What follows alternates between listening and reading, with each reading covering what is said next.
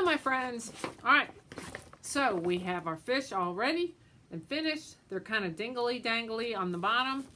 And so now I want you to just look at the back, look at that line along the back, and trim that seaweed off along the edges to make it nice and neat. It's going to flutter down to the floor, and you're going to clean it up off the floor so that Mrs. Seba doesn't have to, and throw it away. And then you're going to put all these in a nice pile on the counter so that I can take them with me and I can grade them and get them back to you and you can take them home.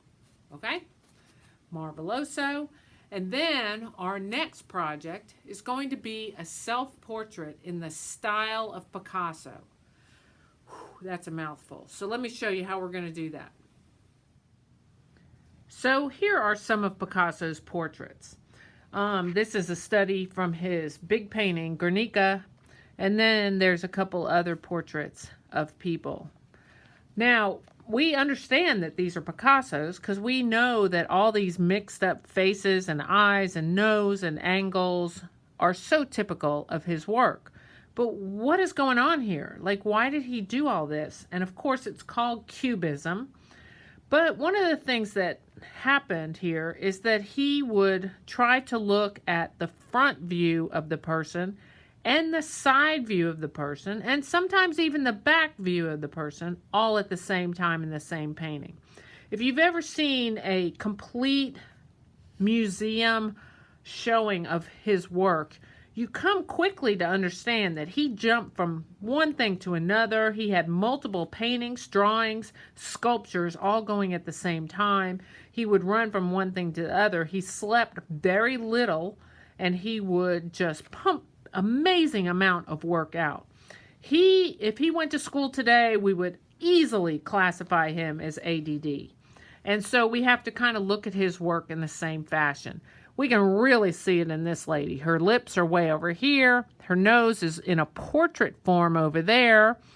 I mean, a side view. And then her eyes are over there, but one's up here, one's down here. So he is looking at this person from so many different views and putting them all together in the same painting. And that's what you're going to do too. Now, it's not going to be a self-portrait. You are going to select a superhero. So I'm going to give Miss Seba all these little cards with superheroes on them. And you're going to buzz through them and you're going to find a superhero so that you can make a portrait. All kinds of ones on here. Now, if you happen to pick Dash, that's great. You can do just a portrait of his shoulders and his head. That's fine.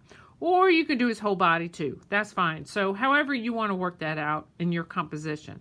But it does need to fill the space and all that stuff. And it's going to be in the style of Picasso. So let me show you what we're talking about here. I am going to pick Violet. I like Violet. She's a woman. I want to get old Violet in there. But I do not want to do her whole body. So I'm going to focus a little bit more on just this part of her at the top. Okay? And let me show you what I'm thinking about doing in this picture. Alright, so here's Violet. And I am going to do this part on the up. And I have decided that I'm going to make her kind of vertical. So I'm going to hold my paper vertical.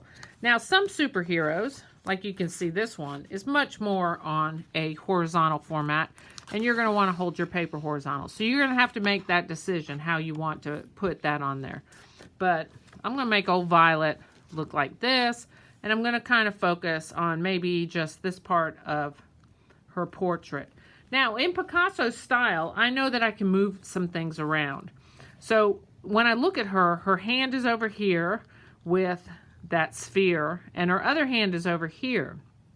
I'm going to try to move this sphere a little bit closer in front of her body. That way I get that vertical format a little bit better. All right, so right now I'm just going to pencil in, let's see here, I'm going to pencil in her head. All right, just very lightly. I'm going to pencil in that big gigantic sphere I want right there. I'm going to put some of her hand right in here in the front. Then I got to think about her face, okay? I know that she has a nose, but I got to keep it in Picasso style. So I might, instead of showing the front view of her nose, I might show the side view of her nose. Her mouth is sort of in the center. So keeping with Picasso style, what if I move her mouth over here? She has kind of a closed mouth. All right. And she's got this lovely little mask on with 2 eyes, but keeping in Picasso style, I don't necessarily want to keep those eyes on the same horizontal line. I might put one up here. All right. And then maybe one down here a little bit. She's already starting to look a little cray-cray, and that's fun. And then I'm going to put her mask on here. I know one's going to come up around her eye this way, but then the other one's going to move down in that Picasso style around this way. All right, so I'm going to get Violet on there that way. She's got one ear really showing on that side, so I'll give her that one ear on that side. And then she's got another slight ear, and I'm going to move that one way up high over here. And it's just a little one on that side. She's got all that hair and her great headband on there. So here's the top of her head. I'm going to make her hair come out even higher than that. And it's going to work its way around that headband. Okay? With her part down the middle.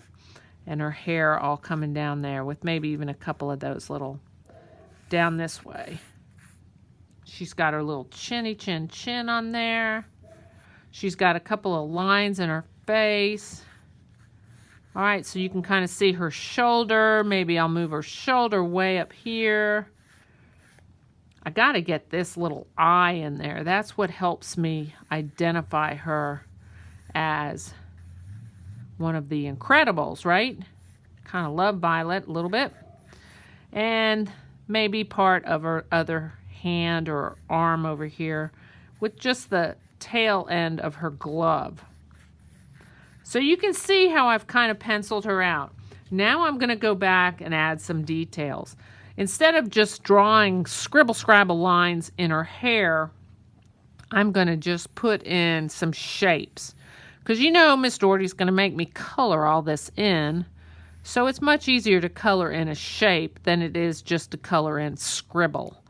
Scribble is like, what am I going to do with it? I'm going to get that hairband in there because that's so terrific. But you know what? Keeping with that Picasso style, I might put half the hairband down here and the other half up there. That'll be kind of fun. All right, so you can see how she's already kind of wackadoodle, and I'm just moving her all around in different areas. All right, so after I get finished and get everything penciled in exactly the way I want it, I'm going to go back and kind of erase some of those lines that I don't think I want anymore. Like, you know, in my sphere here, you can see through some of those lines, like her chin and stuff like that. Some I may keep, some I may even move into a different area and think about stuff like that. Then I'm going to go in with a marker and I'm going to outline. So I want to outline Violet and the lines I want to keep. So some lines are on there that not necessarily I'm going to keep, but the other lines I am going to keep on there. So I'm going to outline everything really good. And then, of course, I'm going to go back when I'm finished with my eraser and erase all those pencil lines on there so that she's a nice, clean copy. The composition fills the paper space. It's in the Picasso style, and I can still pretty much identify who she is. I know that she is an Incredible. She's going to have this purple sphere going on here, and that's going to help me know that she is Violet Incredible instead of Mrs. Incredible. All right?